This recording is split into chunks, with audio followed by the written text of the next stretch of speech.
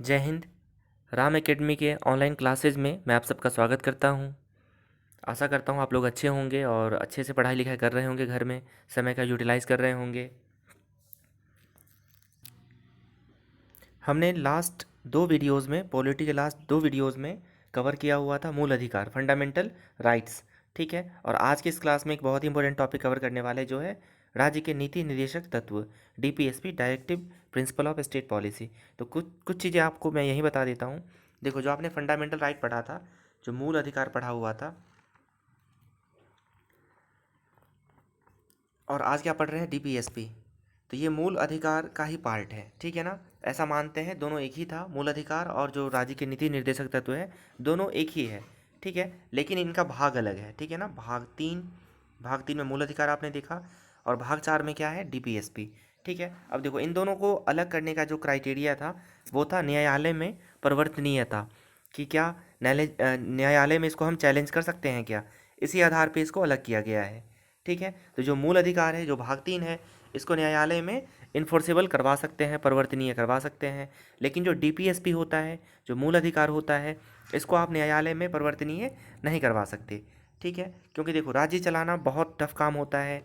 अगर हम बात करें केंद्र की और स्टेट की, मतलब सेंटर और स्टेट की बात करें, तो सेंटर क्या करता है, सिर्फ पॉलिसीज़ के ऊपर एक्शन लेता है। ठीक है, ये पॉलिसीज़ बनाता है, जबकि ये धरातल स्तर पे कार्य करवाता है। तो इसके लिए टफ होता है कंपैरिजन टू स्टेट, चीज़ों को ग्राउंड लेवल पे एग्जीक्यूट करना। ठीक है, अब मान लो कोई चीज़ ऐसी है जो डीपीएसपी में है, नीति निर्देशक तत्व में है, वो एग्जीक्यूट नहीं हो पा रहा है, तो पब्लिक क्या करेगी, न्यायालय में चली जाएगी, और राज्य सरकार का संचालन करना बहुत ही टफ हो जाएगा। इसीलिए जो मूल अधिकार है, इसको अलग कर दिया गया है, इसको भाग तीन में रख दिया गया है। ठीक है ना, और जो डीपीएसपी है, directive principle of state policy जो है, नीति निर्देशक तत्व, इसको चार में रख दिया गया है। समझ गए क्यों रखा गया है। हालांकि ये दोनों एक ही होते हैं। आप अगर पॉलिटिकल थिंकर्स के विचार सुनोगे, तो उन लोगों ने हमेशा कंबाइंडली स्टेटमेंट दिया है, मूल अधिकार और नीति निर्देशक दोनों को मिलाकर स्टेटमेंट दिया हुआ है। ठीक है, तो चलिए शुरू करते हैं वीडियो को। ठीक है, आप इसका लोगो देख लो, ये क्या है, directive principle of state policy. मैं बार बार इसके लिए डीपीएसपी का यूज़ करूँगा क्योंकि ये थोड़ा सा लंबा हो जाता है। ठीक है, तो डीपीएसपी मतलब क्या होता है, राज्य के नीति निर्देशक तत्व। ठीक है ना, तो लेट्स स्टार्ट द वीडियो।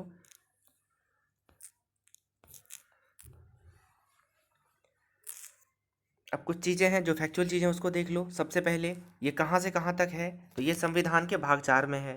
ठीक है ना, संविधान के भाग चार में है। आर्टिकल्स कहाँ से कहाँ तक विस्तृत है, 36 से लेकर, ये गलत लिख दिया है, उल्टा हो गया, 51 तक। आर्टिकल 36 टू 51, ये क्या है, डीपीएसपी। ठीक है ना, कहाँ से कहाँ तक, 36 से लेकर 51 तक है, 36 से लेकर 51 तक है। उसके बाद इसे कहाँ से लिया गया है भारत के संविधान में, तो इसे आयरलैंड के संविधान से लिया गया है। ठीक है ना, भारत के संविधान में 1937 में ये कहाँ से लिया गया है, आयरलैंड के संविधान से लिया गया है।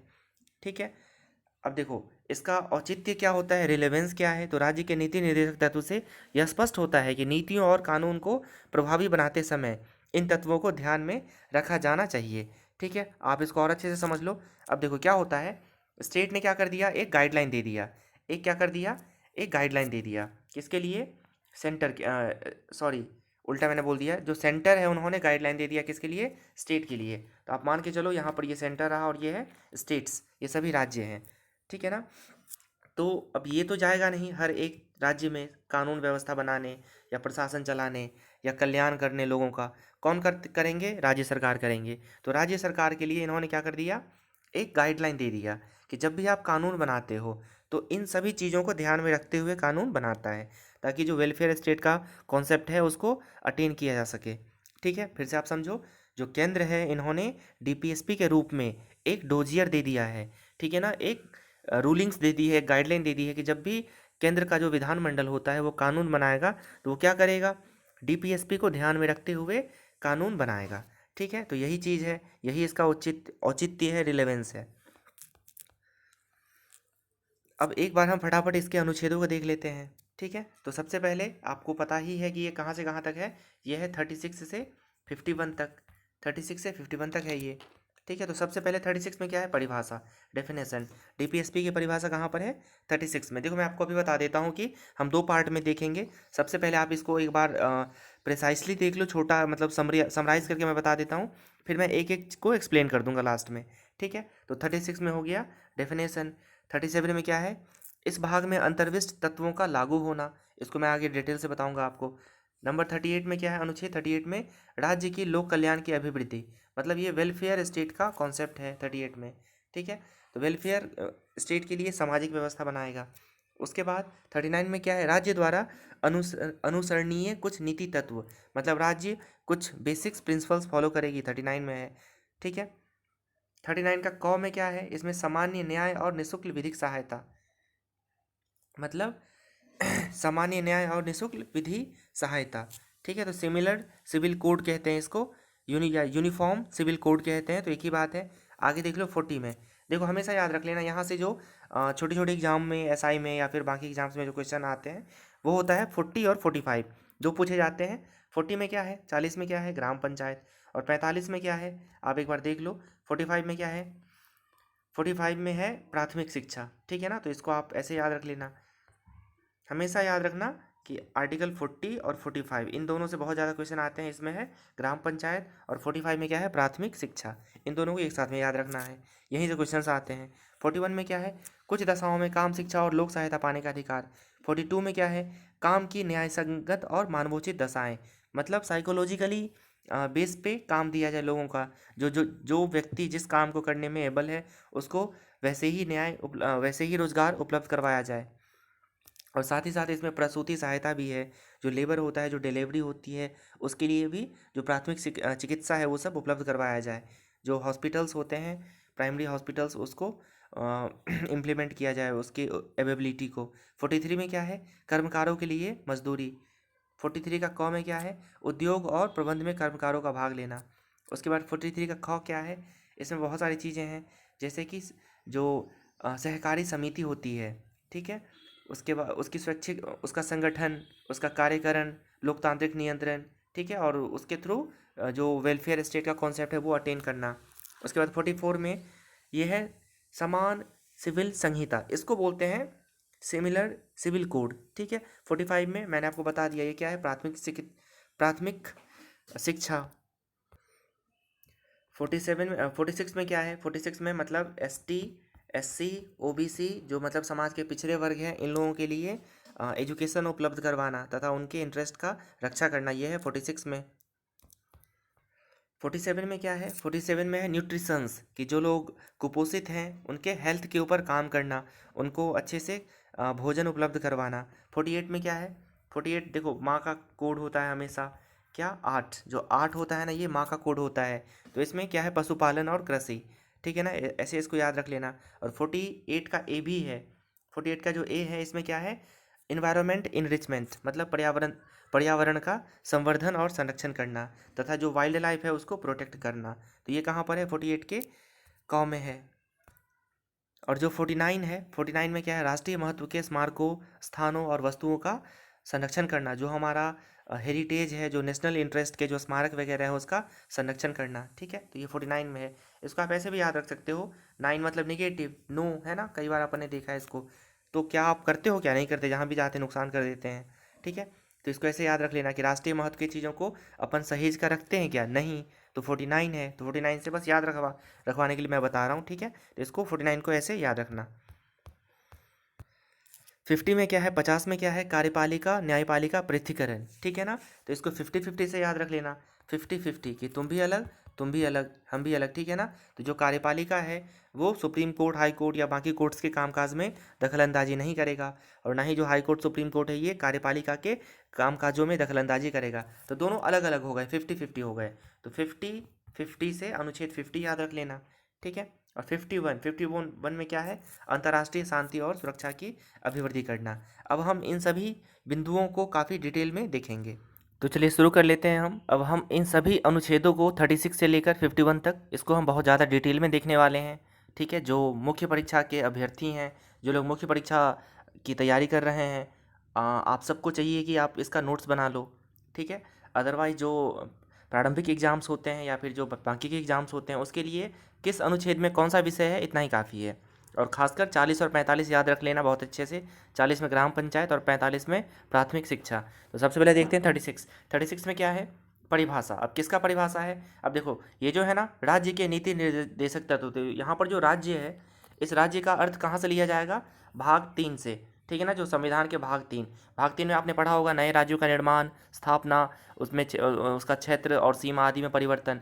ठीक है, तो राज्य का अर्थ कहाँ से लेंगे अपन, संविधान के भाग 3 से। ठीक है, अब अनुच्छेद 37 में क्या है, इस भाग में अंतर्विष्ट तत्वों का लागू होना। ठीक है, आप एक बार इसको पढ़ लो कि इस भाग में अंतर्विष्ट उपबंध किसी भी न्यायालय द्वारा परिवर्तनीय नहीं होंगे। यही बात मैंने आपको बताया था। ठीक है, मूल अधिकार और डीपीएसपी में एक ही फ़र्क होता है कि जो मूल अधिकार होता है उसका वायलेशन होने पर आप सुप्रीम कोर्ट, हाई कोर्ट में जा सकते हो, आर्टिकल 32, आर्टिकल 226 इसके तहत। लेकिन डीपीएसपी के वायलेट होने पर हम कहीं भी नहीं जा सकते, इसका कोई कानूनी वो नहीं है। ठीक है ना, वारंटी नहीं है इसका। अगर ये पूरा नहीं होगा तो आप न्यायालय में चैलेंज नहीं कर सकते। फिर भी मतलब जो सेंटर है, जो केंद्र है, इन्होंने क्या कर दिया है, ऐसा गाइडलाइन दिया है कि ये सब जो चीज़ें हैं डीपीएसपी की, ये क्या है, देश के शासन के मूलभूत हैं, मतलब बिल्कुल बेस है, बेसिक चीज़ें हैं। और विधि बनाने में इन तत्वों का लागू करना राज्य का कर्तव्य होगा। ठीक है ना, मतलब हर एक राज्य का यह ड्यूटी है कि जब भी वो कानून बनाए तो डीपीएसपी में उल्लेखित सभी चीज़ों का ध्यान रखे। अनुच्छेद 38 देख लेते हैं। 38 कहता है कि राज्य लोक कल्याण की अभिवृद्धि के लिए सामाजिक व्यवस्था बनाएगा। ठीक है, इसको बोलते हैं पब्लिक वेलफेयर, लोक कल्याण। ठीक है, अब लोक कल्याण कैसे होगा, जब पूरा का पूरा समाज अच्छे से तरक्की करे, सभी लोग अपना जीवन यापन बहुत अच्छे से कर ले। ठीक है, तो आप यहाँ के, अब देखो जब आप मेंस लिखते हो तो इसको आप 2-4 लाइन में ख़त्म कर सकते हो। ऐसा नहीं कि सेम टू सेम लिखना है, आप इसको डिप्लोमेटिक लिख सकते हो। जो शब्द आपको यहाँ से याद रह जाते हैं आप उन शब्दों से वाक्य बना के, और ये याद रखना है कि कल्याण की बातें लिखनी है, तो आप इसके बारे में लिख सकते हो। तो पहला देख लो, राज्य ऐसी सामाजिक व्यवस्था की जिसमें सामाजिक, आर्थिक और राजनीतिक न्याय राष्ट्रीय जीवन की सभी संस्थाओं को अनुप्राणित करे, भरसक प्रभावी रूप में स्थापना, संरक्षण करके लोक कल्याण की अभिवृद्धि का प्रयास करेगा। ठीक है, तो कुल मिला के ये क्या बनाएगा, मशीनरी बनाएगा राज्य। ठीक है ना, मतलब छोटी छोटी संस्थाएं बनाएगा, जिससे क्या हो, जैसे सब्जी मंडी हो गई, या फिर अनाज उपज केंद्र हो गया, या फिर जो भी राज्य है वो अपने अपने हिसाब से ऐसी संस्थाओं का विकास करेगा, जिससे क्या हो कि सामाजिक, आर्थिक और राजनीतिक न्याय मिल सके। ठीक है, दूसरा क्या है, राज्य विशिष्टतया आय की असमानताओं को कम करने के प्रयास क्या करेगा, प्रयास करेगा। ठीक है ना, अब देखो क्या होता है, जो लोग धनी होते हैं वो और ज़्यादा पैसे कमाते हैं, जो लोग गरीब होते हैं वो रिलेटिवली और गरीब होते चले जाते हैं। तो राज्य को क्या करना चाहिए, यहाँ पे ये जो आय की असमानता है इसको कम करने का प्रयास करना चाहिए। और न केवल व्यष्टियों के बीच, यहाँ पे व्यष्टि का मतलब होता है पीपल ऑफ, मतलब ग्रुप ऑफ पीपल, बहुत सारे लोगों को व्यष्टि कह देते हैं समाज को। ठीक है, बल्कि विभिन्न क्षेत्रों में रहने वाले और विभिन्न व्यवसाय में लगे हुए लोगों के समूह के बीच प्रतिष्ठा, सुविधा और अवसरों की असमानता को समाप्त करने का प्रयास करेगा। ठीक है, तो कुल मिला के इसमें ये कहा गया है वेलफेयर स्टेट में 38 में कि जो असमानता हो, चाहे वो पैसे की हो, आर्थिक असमानता हो, या फिर अवसरों की असमानता हो, ठीक है ना, फैसिलिटीज़ की असमानता हो, इन सब चीज़ों को दूर करना है। ये कहाँ क्या कहा गया है, 38 में राज्य लोक कल्याण की अभिवृद्धि में कहा गया है। 39 देख लेते हैं। 39 में कहा गया है राज्य द्वारा अनुसरणीय कुछ नीति तत्व, मतलब राज्य, states have to follow these factors. अब जो भी तत्व हैं इनको स्टेट फॉलो करेगा। तो कहा गया है राज्य अपनी नीति का विशिष्टतया इस प्रकार संचालन करेगा कि, और सुनिश्चित करेगा कि देखो जो मेल और फीमेल है, स्त्री और पुरुष, सभी नागरिकों को क्या हो, समान रूप से लाइवलीहुड प्राप्त हो। ठीक है ना, जीविका प्राप्त हो। दूसरा क्या है, समुदाय के भौतिक संसाधनों का स्वामित्व और नियंत्रण इस प्रकार बटा हो जिससे सामूहिक हित का सर्वोत्तम रूप से मतलब उपयोग किया जा सके दोनों के द्वारा। अब देखो इसका मतलब आप, मान लो किसी गांव में नदी बह रही है, या कोई नहर है, या फिर कोई तालाब है, ठीक है, या फिर कोई खनिज संसाधन वहाँ पर है, तो उसका डिस्ट्रीब्यूशन इस प्रकार से हो सके कि सबको क्या हो, ऑप्टिमम बेनिफिट मिले उसका। ठीक है ना, उसका बेहतर ढंग से क्या हो सके, बेनिफिट्स प्राप्त हो सके वहाँ के लोगों को। ठीक है, गांव में क्या है, आर्थिक व्यवस्था इस प्रकार चले जिससे धन और उत्पादन साधनों का सर्वसाधारण के लिए अहितकारी संकेंद्रण ना हो। इसमें भी वही बात है जो पहले थी, संकेंद्र मतलब ये होता है कि जो सर्वसाधारण लोग हैं, जो नॉर्मल पीपल हैं, ठीक है। अब उसको क्या हो, जितनी भी चीज़ें हैं आर्थिक व्यवस्थाओं, जो भी फाइनेंशियल चीज़ें होती हैं गांव की, उसमें सबकी भागीदारी हो, ठीक है ना। वो एक बिंदु पर संकेंद्रित ना हो, जो भी पब्लिक है गांव की या फिर किसी राज्य की, उसको क्या हो, बराबर रूप से समान रूप से आर्थिक व्यवस्थाओं का लाभ मिले। 39 में ही कहा गया है कि जो मेल और फीमेल है इनको समान काम के लिए समान वेतन दिया जाए, ठीक है ना। समान काम के लिए समान वेतन, ये पॉइंट भी इंपॉर्टेंट है, ठीक है ना। ये भी पूछ लिया जाता है इनडायरेक्टली, डीपीएसपी मतलब आर्टिकल नहीं पूछेगा लेकिन ये पूछ लेगा आपसे। तो समान कार्य के लिए समान वेतन जो है ये 39 में है। पुरुष और स्त्री कर्मकारों के स्वास्थ्य और शक्ति तथा बालकों की सुकुमार अवस्था का दुरुपयोग ना हो, आर्थिक आवश्यकता से विवश होकर नागरिकों को ऐसे रोजगार में न जाना पड़े जो उनकी आयु और शक्ति के अनुकूल ना हो। तो कुल मिला के यहाँ पर जो चाइल्ड लेबर होता है, ठीक है, या फिर कुछ लोग की तबीयत मतलब जो बॉडी है वो अलाउ नहीं करती है हार्ड वर्क करने के लिए, फिर भी वो मजबूरी बस काम कर रहे हैं, तो सरकार को चाहिए कि ये सब चीज़ें ना हो, उनकी समस्याओं का समाधान हो, ठीक है। तो ये सब चीज़ें कहा गया है। उसके बाद आगे देख लो, इसी में है बालकों को स्वतंत्र और गरिमामय वातावरण में स्वस्थ विकास के अवसर और सुविधाएं दी जाए, बालकों और अल्पवय व्यक्तियों के शोषण से तथा नैतिक और आर्थिक परित्याग से रक्षा की जाए। तो जो बच्चे होते हैं, ठीक है, उनका सर्वांगीण विकास हो सके, वो हेल्दी हो, ठीक है, उसके लिए सरकार क्या करे, फैसिलिटीज़ प्रोवाइड करवाए, ठीक है ना। उसके बाद अल्पवय व्यक्तियों मतलब जो समाज के दबे कुचले लोग हैं उनका एक्सप्लॉइटेशन ना हो, शोषण ना हो, ठीक है ना, तथा उसका आर्थिक या फिर जो नैतिक होता है इस तरीके से कोई परित्याग ना करे, इस सब को चेक करने का दायित्व है राज्य सरकार का। तो ये सारी बातें 39 में है। अब 39 का एक क भी है, इसको आप देख लो, 39 का ए, ठीक है, ये भी बहुत ज़्यादा इंपॉर्टेंट है, मैं इसको वीवीआई बताऊंगा, ये बहुत ज़्यादा इंपॉर्टेंट है, ठीक है। इसमें क्या है, समान न्याय और निःशुल्क विधिक सहायता।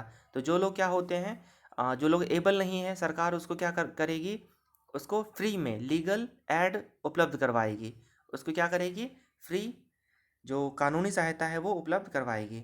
नेक्स्ट 40, ये बहुत ज़्यादा इंपॉर्टेंट है, यहाँ से सीधे क्वेश्चन पूछ लिए जाते हैं कि ग्राम पंचायत का उल्लेख संविधान के किस अनुच्छेद में है। तो अनुच्छेद है 40।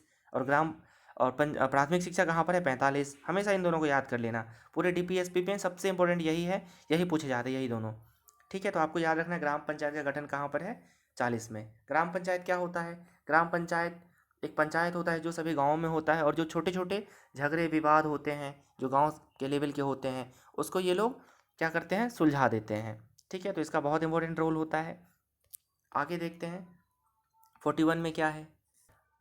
अब देखिए 41 में इसको ऐसे आप याद रख लेना, अब देखो जो लोग एबल होते हैं, योग्य होते हैं, वो अपना रोजगार कैसे न कैसे प्राप्त कर लेते हैं, और भी कोई उसको लोक सहायता चाहिए तो वो अपने दम पर प्राप्त कर लेते हैं, ठीक है। लेकिन जो लोग क्या हैं, बीमार हैं, जो लोग पता चले बुढ़ापे में हैं, बीमार हैं, निःशक्त हैं, या फिर और किसी अभाव के कारण लोक सहायता का या फिर रोजगार का या फिर शिक्षा नहीं पा रहे हैं, नहीं प्राप्त कर पा रहे हैं, तो सरकार का कर्तव्य है कि ये इन सब ऐसे लोगों को क्या करें, काम, शिक्षा और लोक सहायता उपलब्ध करवाए।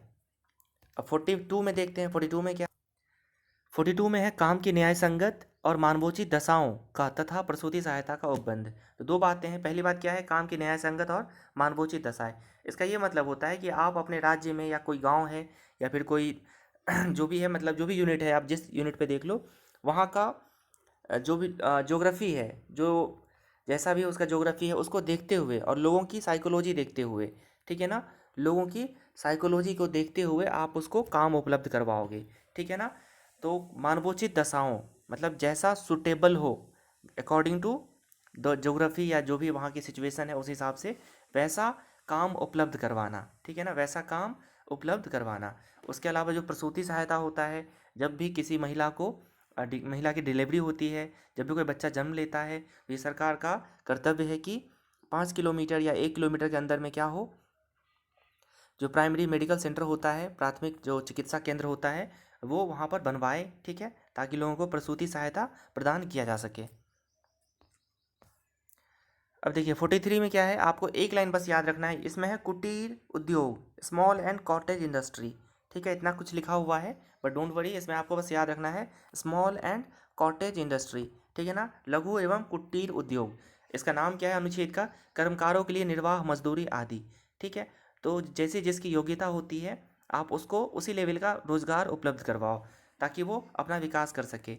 ठीक है, इसको इंडायरेक्टली कुटीर उद्योग भी बोल देते हैं। तो 3 अक्षर होते हैं कुटीर में, 43 का जो 3 है ना, इससे आप कुटीर को रिलेट कर सकते हो, कुटीर उद्योग को।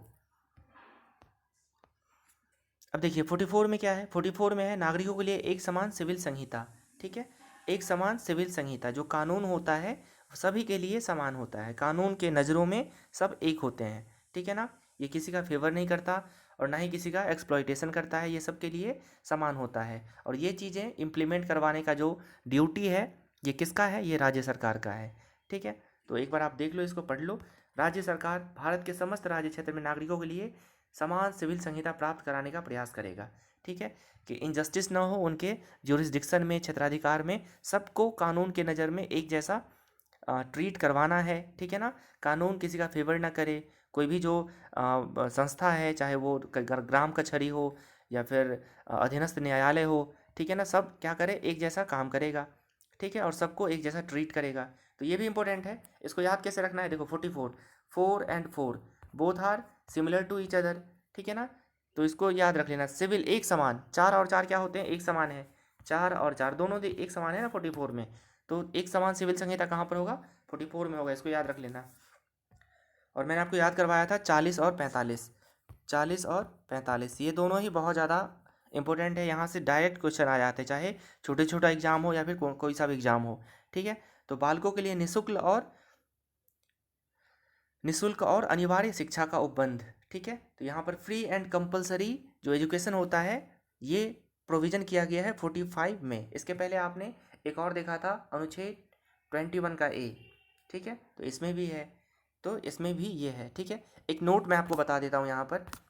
अब देखो, ये जो प्राथमिक शिक्षा है ना, ये 3 बार आपको मिलेगा पूरे संविधान में। सबसे पहले आपने कब देखा था, जब आप फंडामेंटल राइट पढ़ रहे थे उस समय। आर्टिकल 21A 21 के क में ये था, क्या था, प्राथमिक शिक्षा। उसके बाद अभी आपने कहाँ पर देख लिया, आपने देख लिया अनुच्छेद 45 में। इसके अलावा एक और आप देख लोगे आगे चल के, जो मौलिक कर्तव्य होता है 51 का क या 51 का ए, इसमें भी मिलेगा। ठीक है, तो जो प्राथमिक शिक्षा है इसका वर्णन हमारे संविधान में 3 बार किया गया है। एक बार है 21 का क, दूसरी बार है 45 में, और तीसरी बार है 51 के क में। ठीक है, अब देखिए प्राथमिक शिक्षा आपने पढ़ा 45 में। प्राथमिक शिक्षा सबके लिए है, समाज के सभी वर्गों के लिए है, चाहे वो जनरल हो, ओबीसी हो, एससी हो, एसटी हो। ठीक है ना, सभी के लिए था प्राथमिक शिक्षा। लेकिन ऐसा मानते हैं, और ये बहुत हद तक सही भी है, कि जो एससी होते हैं और जो एसटी होते हैं, मतलब अनुसूचित जाति जनजाति, और जो अन्य दुर्बल वर्ग होते हैं ओबीसी ईबीसी, ठीक है, तो इन लोग फिर भी पीछे रह जाते हैं। फ्री एंड कंपलसरी एजुकेशन की फैसिलिटीज़ होने के बाद भी ये लोग शिक्षा पाने में पीछे रह जाते हैं। ठीक है, तो इनके लिए अलग से प्रोविज़न कर दिया गया है नेक्स्ट में। तो 45 एंड 46 इन दोनों को एक साथ क्या करना है, याद रख लेना है। 45 में है सबके लिए प्राथमिक शिक्षा, और 46 में क्या है, जो एससी है, एसटी है। ठीक है, किस किस के लिए, एससी, एसटी, ओबीसी, और एक और होता है ईबीसी। ओबीसी में भी जो बहुत ज़्यादा डाउन ट्रूडन होते हैं, बहुत ज़्यादा पिछड़े होते हैं, उनको ईबीसी कहते हैं। तो इन सब के लिए क्या करना है, शिक्षा और आर्थिक हित इन दोनों का संवर्धन करना है, एनरिचमेंट करना है, ये है। ठीक है, अब देखो एक चीज़ और याद रख लेना, आप लोगों ने एक आर्टिकल अभी पढ़ा था 41, तो 41 में भी मिलती जुलती चीज़ें हैं। तो वहाँ पर था विशेष दशाओं में। ठीक है ना, वहाँ पर भी क्या है, मतलब लोक रोजगार, उसके बाद शिक्षा, ये सब प्राप्त करने का अधिकार था, बट वो था स्पेशल सर्कमस्टांसेस में। बट यहाँ पर क्या है, यहाँ पर सबके लिए है कुल मिलाकर, जनरल को छोड़ के जो बाकी लोग हैं, जो डाउन ट्रूडन है, उनके लिए शिक्षा का और आर्थिक समृद्धि का अधिकार है। अब नेक्स्ट देखते हैं 47 में। 47 में जो है, यह है न्यूट्रिशन से संबंधित। राज्य का कर्तव्य है कि उसके जो नागरिक हैं उनका हेल्थ काफ़ी साउंड हो, काफ़ी अच्छा स्वास्थ्य हो उनका। ठीक है, तो इसमें है पोषाहार स्तर और जीवन स्तर को ऊंचा करने के लिए लोक स्वास्थ्य का सुधार करने का राज्य का कर्तव्य। अब देखो हेल्थ कैसे सुधरेगा, जब वहाँ के लोग पौष्टिक खाना खाएंगे, दारू नहीं पिएंगे, शराब नहीं पिएंगे, नशा नहीं करेंगे। ठीक है, एक्सरसाइज करेंगे, योग करेंगे। तो इन सब चीज़ों के लिए जो सेंसिटाइजेशन होता है, जो जागरूक करने का जो कार्य है, वो किसका है, राज्य का है। ठीक है, तो आप एक बार इस लाइन को पढ़ लो। राज्य अपने लोगों को पोषाहार स्तर और जीवन स्तर को ऊंचा करने और लोक स्वास्थ्य के सुधार को अपने प्राथमिक कर्तव्यों में मानेगा। और राज्य विशिष्टया मादक पेयों, आप देख सकते हो यहाँ पर, मादक पेयों और स्वास्थ्य के लिए हानिकारक औषधियों, मतलब ड्रग्स वगैरह जो होता है, औषधि प्रयोजनों से भिन्न उपभोग को प्रतिषेध करने का प्रयास करेगा। ठीक है, अब देखो हाल ही में आपको पता ही होगा, सबसे पहले गुजरात ने किया था, यहाँ पर लीकर बैन है, दारू बैन है। हाल उसके बाद बिहार ने किया है अभी। ठीक है ना, तो ये राज्य के ऊपर है कि कौन सा राज्य कर सकता है। हालांकि एक और बात है, ये राज्य सरकारों का या फिर केंद्र सरकार का रेवेन्यू का बहुत बड़ा सोर्स है। क्या, जो इसका जो टेंडर होता है, लीकर टेंडर, जो दारू का टेंडर होता है, तो कई सारे राज्य अपने रेवेन्यू के लिए इसको बैन नहीं करते, कई सारे राज्यों ने कर रखा है। ठीक है, तो कुल मिला के आपको ये याद रख लेना है कि जो 47 है, 47 में क्या है, लोगों का स्वास्थ्य ऊंचा करने का प्रावधान किया गया है। अब नेक्स्ट 48 में देख लो, 48 में क्या है, कृषि और पशुपालन संगठन, कृषि और पशुपालन संगठन। ठीक है, तो 48 में 8 होता है, 8 को मानते हैं माँ। ठीक है ना, गाय हमारी माता है, धरती हमारी माँ है। कृषि हम करते हैं किससे, कहाँ पे, धरती पे, अर्थ पे, तो इसको आप ऐसे याद रख लेना। ठीक है, तो इसको एक बार पढ़ लो आप मेंस के लिए। राज्य क्या करेगा, कृषि और पशुपालन को आधुनिक और वैज्ञानिक प्रणालियों से संगठित करने का प्रयास करेगा और विशिष्ट या गायों और बछड़ों तथा अन्य दुधारू और वाहक पशुओं की नस्लों के परीक्षण, सुधार के लिए तथा उनके वध का प्रतिषेध करने के लिए कदम उठाएगा। ठीक है, तो ये सब चीज़ें कहाँ पर है, 48 में है। अब 48 के साथ ही बहुत ज़्यादा इंपॉर्टेंट है 48 का क, ये वाला। ठीक है ना, 48 का ए, इसमें क्या है, इसमें है इन्वायरमेंट का इनरिचमेंट करना और जो वाइल्ड लाइफ होता है उसको प्रोटेक्ट करना। ठीक है, तो जो राज्य है, अपने राज्य क्षेत्र में जो भी वन है, जो भी जंगल है, वहाँ पर पर्यावरण का संरक्षण करेगा और उसका इनरिचमेंट भी करेगा, मतलब वृक्षारोपण प्रोग्राम्स वगैरह चलवाएगा ये। ठीक है, तथा वन्य जीवों की रक्षा करने का प्रयास करेगा। तो ये सब चीज़ें 48 के क में है। 48 में क्या था, कृषि और पशुपालन। 48 का क में क्या है, पर्यावरण संरक्षण, संवर्धन और वाइल्ड लाइफ प्रोटेक्शन। अब 49 में क्या है, जो आप कभी नहीं करते। 49 में अगर हम कहीं जाते हैं, गुटखा थूक देते हैं, कोई वस्तु को तोड़ देते हैं, कहीं घूमने गए तो, ठीक है, तो ये सब चीज़ें 49 में है। तो 49 में है राष्ट्रीय महत्व के स्मारकों, स्थानों और वस्तुओं का संरक्षण। जो भी चीज़ें राष्ट्रीय महत्व की होती हैं, जो स्मारक हैं, जो चौगड्डे पे मूर्तियाँ लगी रहती हैं, ठीक है, जो पार्क होते हैं, यहाँ पर हम क्या नहीं करेंगे, इसका डिस्ट्रक्शन नहीं करेंगे। ये सब काफ़ी बड़े बड़े वर्ड्स लिखे हुए हैं, सबका मतलब है डिस्ट्रॉय नहीं करना है, उसको क्षति नहीं पहुँचानी है। ठीक है, तो ये सब चीज़ें कहाँ पर है, 49 में। और 50-50 से याद रखना है कार्यपालिका न्यायपालिका का सेपरेशन, पृथकीकरण। ना तो कार्यपालिका के कार्य में न्यायपालिका आती है और ना ही न्यायपालिका के कार्य में कार्यपालिका इंटरफेयर करती है। हालांकि आए दिन ये देखने को मिलता है, जो जजेज हैं सुप्रीम कोर्ट के, ये कहते हैं कि संविधान खतरे में है, कार्यपालिका प्रेशर बनाती है हमारे ऊपर, लेकिन ये गलत है। ठीक है ना, संविधान में क्लियर लिखा हुआ है आर्टिकल 50 में कि जो कार्यपालिका है वो न्यायपालिका से अलग है, दोनों एक दूसरे से अलग अलग है। आपको याद कैसे रखना है, 50-50, पहले 100 था, अभी हो गया 50-50। ठीक है ना, मतलब दोनों अलग अलग हैं, तो इसको आप ऐसे याद रख लोगे। ठीक है, और सबसे लास्ट में क्या है, 51। 51 में क्या है, अंतर्राष्ट्रीय शांति और सुरक्षा की अभिवृद्धि।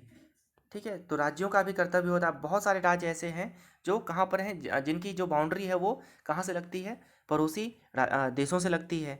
ठीक है, उसके अलावा भी जो लैंडलॉक्ड राज्य हैं अपने राज्यों से ही, उनका भी कर्तव्य क्या है कि वो अंतर्राष्ट्रीय और सुरक्षा का अभिवृद्धि करें। ठीक है ना, मान लो कि क्या है कि बहुत सारे देश अलग अलग राज्यों में अपने बहुत सारे प्रोजेक्ट चलाते हैं, तो इन सब चीज़ों को के दौरान राज्यों का कर्तव्य होता है कि क्या करे, वो अंतर्राष्ट्रीय स्तर पे शांति बनाए रखे।